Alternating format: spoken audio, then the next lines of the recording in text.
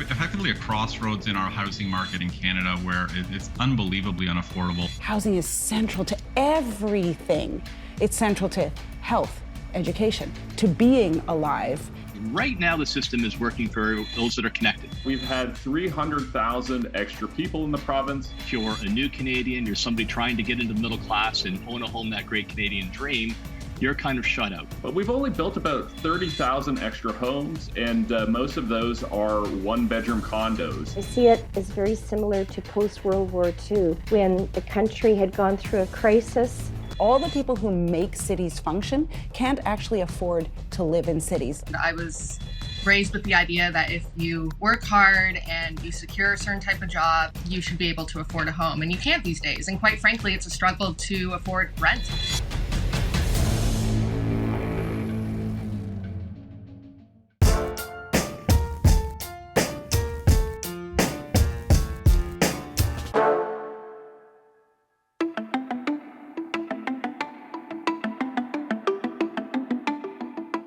We're in Ottawa. I'm on my way to speak to Erin Kelly, the CEO of Advanced Symbolics Inc.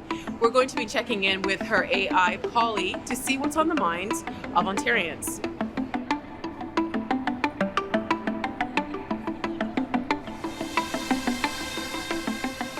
We've been looking at housing and affordability for a few months. In the summer, the picture looked very different than it does now. How has the conversation around housing affordability changed, according to Polly? Well, according to Polly, people were really concerned about housing affordability in the summer and really peaking between the start of the pandemic to the summer. And it's really been dominating conversation for quite a while. Mm-hmm. But then things changed. What changed?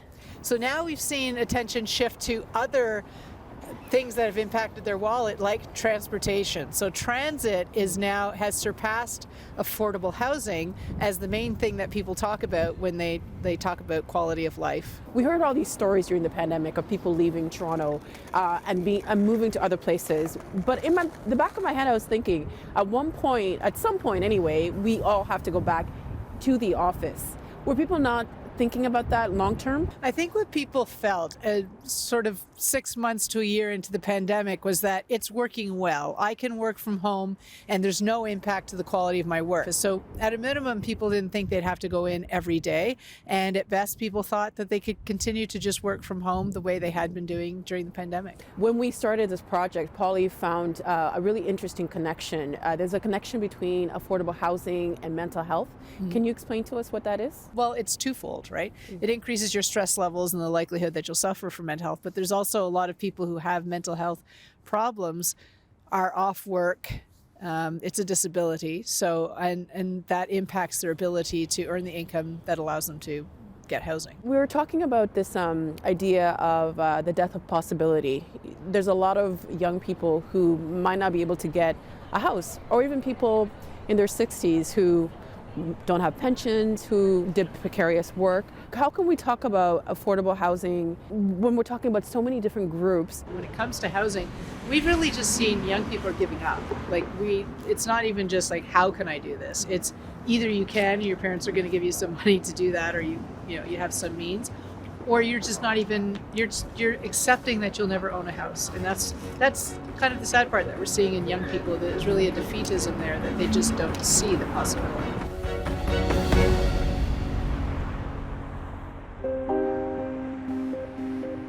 We are now in Kingston, Ontario, and here to speak to Anne Theriault, who moved from Toronto in the summer of 2021. Hi, Anne. Hi. It's Nam. Nice to meet you. Nice to meet you. Thanks for chatting with us. And you moved to Kingston in June or July, in the summertime? Yeah, July. Why did you move here? For a lot of reasons. My mom and sisters live here, so I spent a lot of time in Kingston, and I really love the city. It's got a really vibrant downtown. It's got a lot of kind of historical stuff, and we were just kind of ready to leave Toronto. What was happening in Toronto that you wanted to leave? We'd really outgrown our apartment, and we couldn't have even afforded kind of an equivalent apartment, let alone a bigger apartment, let alone a house. I know that you said that you have family here, yeah. But was it a hard decision to leave Toronto? Oh yeah, it was really hard. I love Toronto. I think it's a grieving process to leave a place that you love, even if you're going to somewhere else that you love. Like it's kind of like, to me it felt like a breakup where it was like mutual and we both knew that like the relationship had run its course, but we were both sad about it. But someone had to make the first move. Yeah, exactly. Yeah. Now, I started following you on Twitter because you're a writer and you're a terrific writer. It seems as if there's a lot of creative people who are leaving cities like Toronto. What do you think happens to a city like Toronto when creatives start to leave for other cities because they can't afford to live there anymore? Yeah, I mean, I think Toronto is in a lot of ways being drained of its kind of creative class, or the creative class that can't afford to live there. And I think Toronto really has to think about what kind of city it wants to be, because the way it's heading right now, it's a city for like very wealthy people and very young people. But it doesn't feel like there's a lot of room for families who don't have money for $1 million houses. For a long time, I really didn't even imagine myself owning a house and didn't think I wanted to. And for a long time, renting in Toronto really outweighed being anywhere else. I think it will be tough to be kind of outside of the scene and feel like I'm an outsider to the kind of Toronto scene. You know, for a long time, I took so much pride in like being a Torontonian.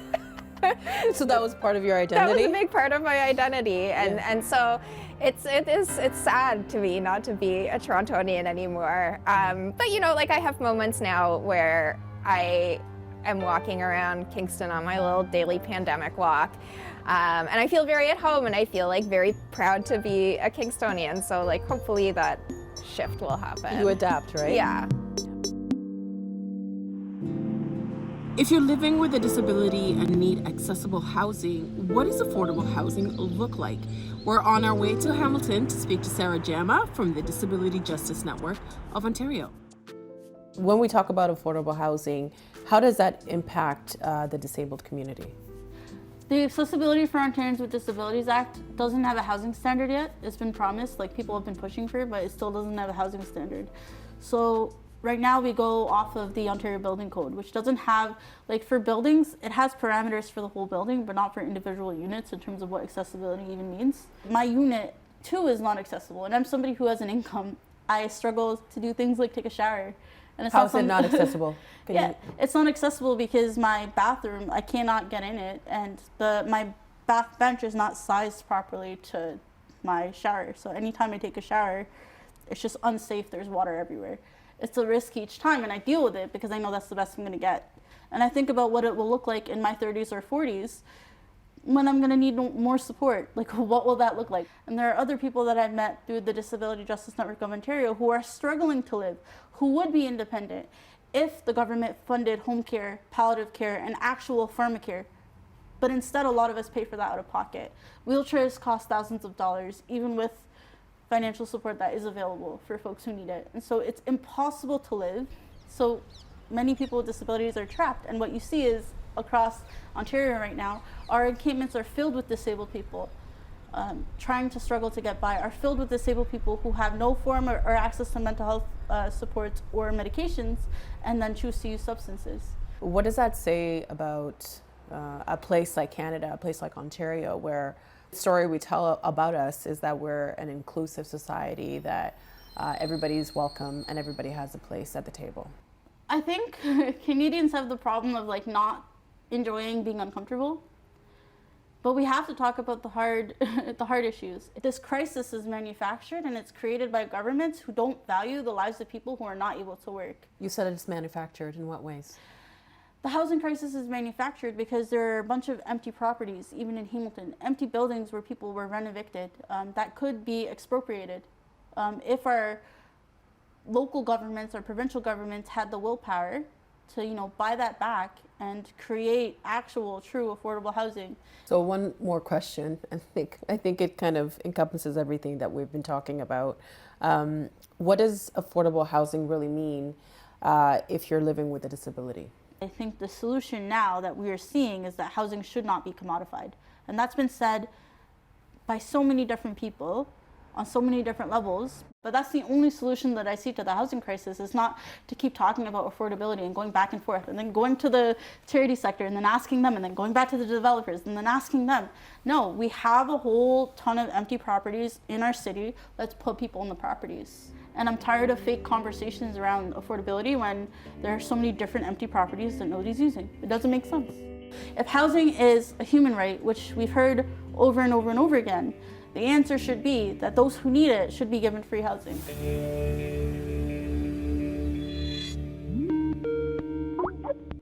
Hey, JN. Hey, Nam. Long time no see. It's nice to see you.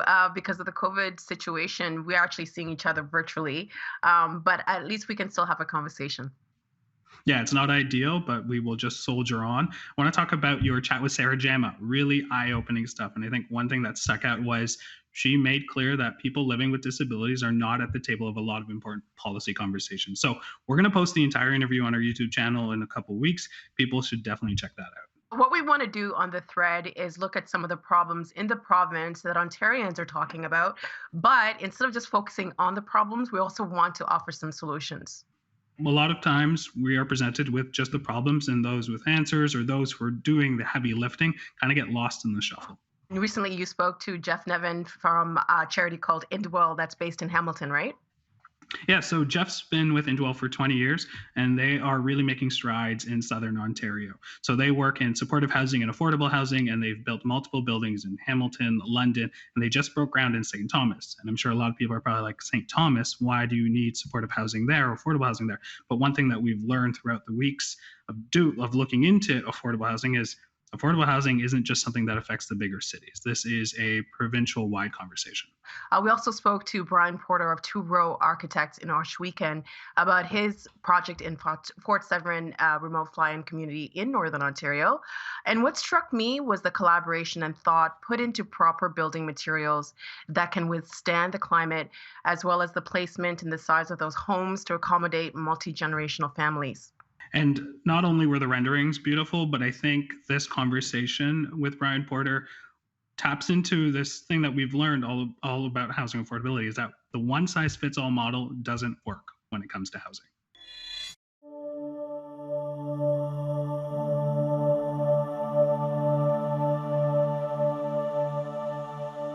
What role do you think architecture can play in addressing the housing crisis in Indigenous communities? If you take a conventional approach to architecture, it's really hard to have an impact on affordable housing.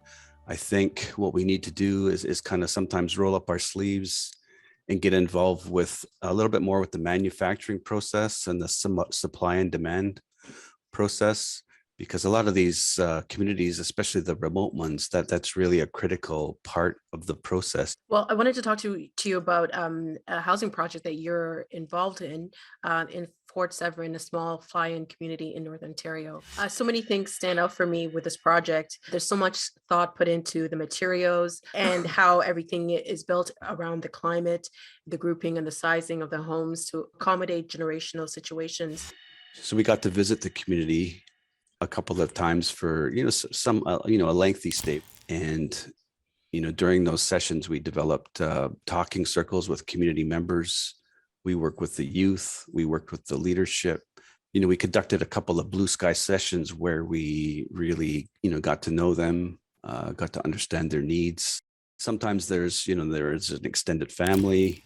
Sometimes there might be grandparents that live with a family. Sometimes there are young kids. So to design a unit that was flexible enough to accommodate those different kinds of scenarios. Mm-hmm. And even, so the design that we came up with has a large unit, and then there's an adjoining 1-bedroom apartment. So they kind of share a front entrance, a front porch, but there's a little bit of separation there. So if there was a young couple that had just got together, there would be a place that would be the right size for them. If there was a family that was living in a large house but didn't really need it anymore because the kids were gone, they could move into one of these smaller apartments, and that would free up their larger house for a family member. So it was really just about providing options and right sizing the units. I think that was a key part of the design that we came up with. What do you want the federal government and other housing initiatives to understand about when we do talk about housing, the importance of talking to people in the communities and getting an understanding of what it is that they need and what they're already, and to learn from what they're already doing. You know, there's always so many levels of bureaucracy, right? Where, you know, it's sad because oftentimes, you know, 70 cents on a dollar gets allocated to receiving RFPs and making awards and, you know, all of the requirements that come with reporting, you know, to the point where 30 cents of every dollar finds its way into bricks and mortar. It's not one of these situations where one program can work for each community. I guess that's probably my biggest frustration. You know, we see a lot of these programs get announced and we see a lot of this money get spent, and a lot of times it's not spent wisely, it's not used efficiently, because they take this blanket approach to projects in Indigenous communities.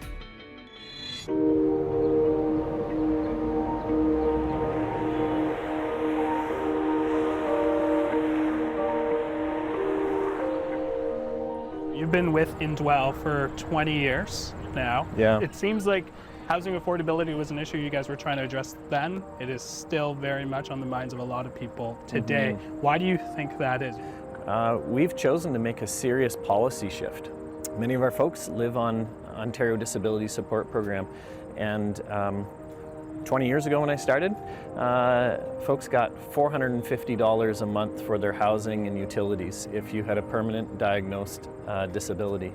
And 20 years ago, you could rent one of these apartments for that. It might not have been the best place to live, but it would have been adequate.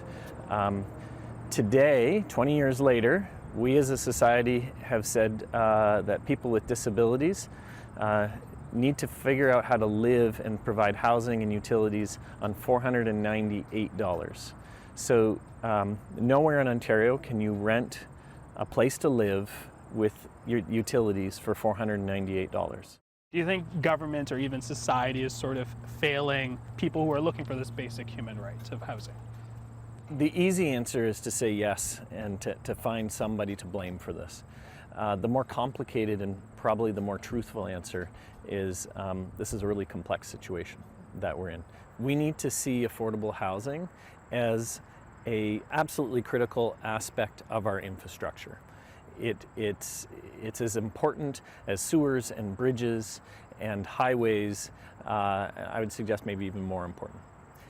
This is a beautiful vista today, but just over the edge of here is literally hundreds of people sleeping under tarps along this escarpment tonight. So we have to struggle with this as what are our values as a society? Are we okay with that? For too long, we've been okay with that. And when I say we, I mean as Ontarians. At Indwell, we run under values that say every person has inherent dignity in their humanity, in their created being, has equal value. But do you ever feel, being in this industry, that list of people that you are trying to find housing for keeps getting longer? There is always going to be a need, it seems like, but that need seems to keep growing. Does that not feel deflating at all? So when I look at numbers, they're deflating, but way more difficult is when I get calls and I hear stories of real people, and they're telling me that their loved one is sleeping under a tarp in a park, and they're about to be evicted tomorrow by police, and there's nowhere to go. That's the tough spot. And I think that's when it becomes real, where an issue is not a number, where it's not an ideology or a government policy. It's human, it's real. And I have a responsibility, personally, forget as an organization, forget as government, but I have a moral obligation to help.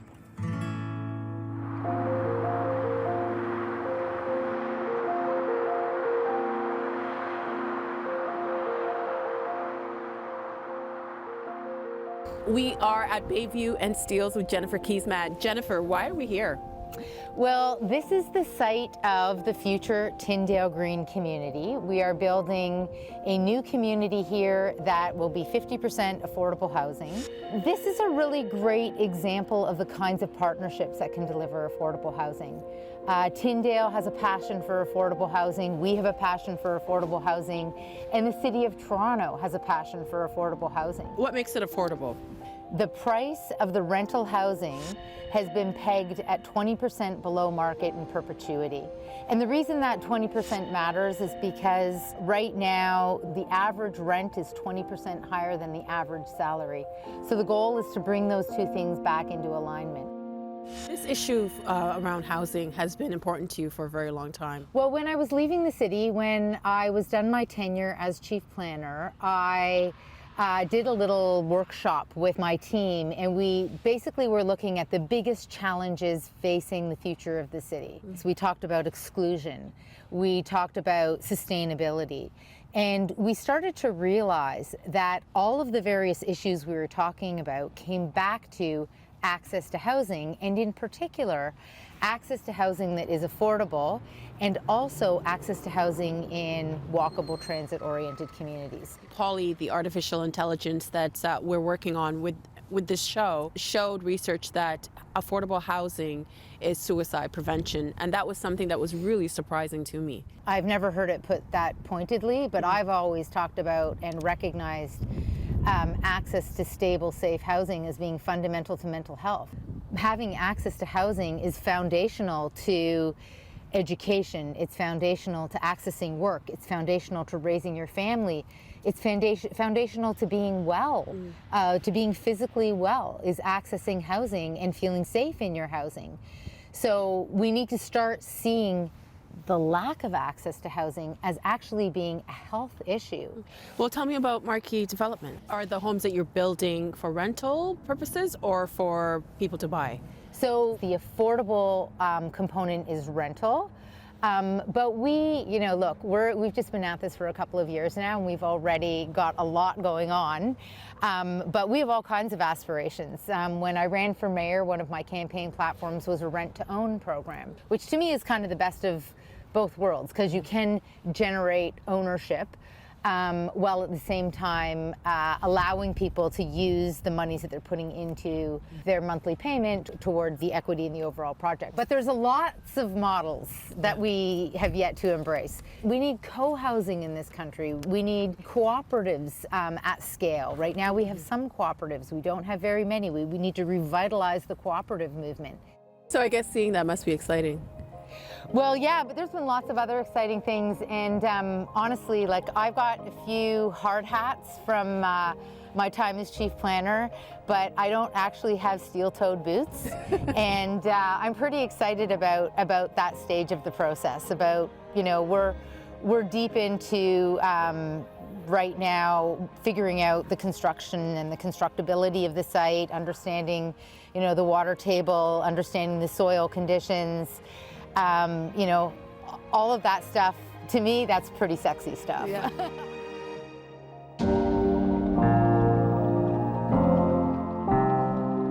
I'm in the West End of Toronto on my way to meet up with Sean McAuliffe, editor at Spacing and a columnist for the Toronto Star. Sean, you suggested that we meet here at Runnymede Station. How come? It's an interesting mix of single-family homes, some high-rises, but a lot of the kind of housing that Toronto needs a lot more of, which is sometimes called the missing middle. So small, walk-up apartments, 3 stories high, semi-detached, houses that are actually 3 apartments inside that look like a regular house. It seems as if developers like high-rises, buildings, but then people who live in neighborhoods like this in single-family homes kind of don't want that whole not in my backyard. Is that a new thing, or is this something that's maybe presented itself in different ways before? That tradition, I guess, of not liking new neighbors, of not liking apartment neighbors, whether it's rental apartments or condos, has really not stopped. The same sort of rhetoric that residence groups use now, like neighborhood taxpayer groups, ratepayer groups, however they're termed, is not that different than it was 100 years ago. Whereas these neighborhoods or really resisting even that gentlest kind of density. Like there's neighborhoods across Toronto where you can't build anything except a single family home.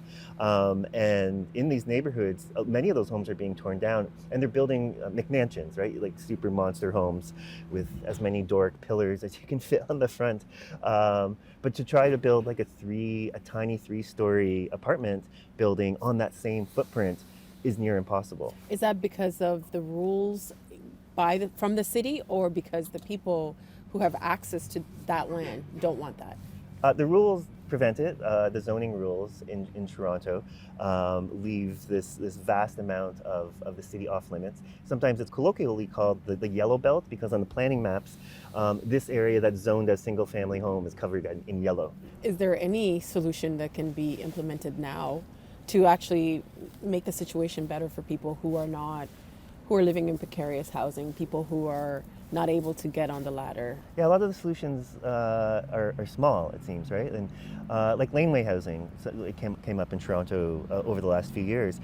But in the scheme of things, there's hardly any laneway housing that can actually it's going to be a drop in the bucket of the need. I think we need to look back at what Canada has done in the past, like that post-war period of building an incredible amounts of housing for returning soldiers and the booming economy and the immigrants that were coming from all over the world here. It was a nation-building effort to build more housing. Some of it market, some of it actually truly affordable, that mix of it. Even though affordable housing was an issue in the last federal election this year, it still didn't have the same kind of urgency, right? And it didn't have the same kind of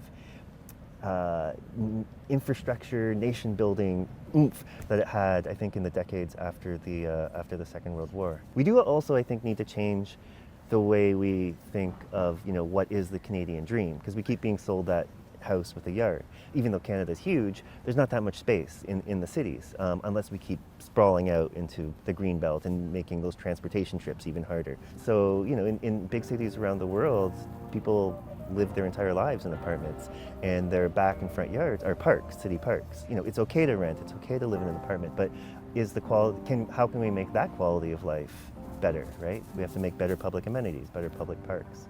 And so there might be a shift in the kind of the desires, the kind of consumer desires of people.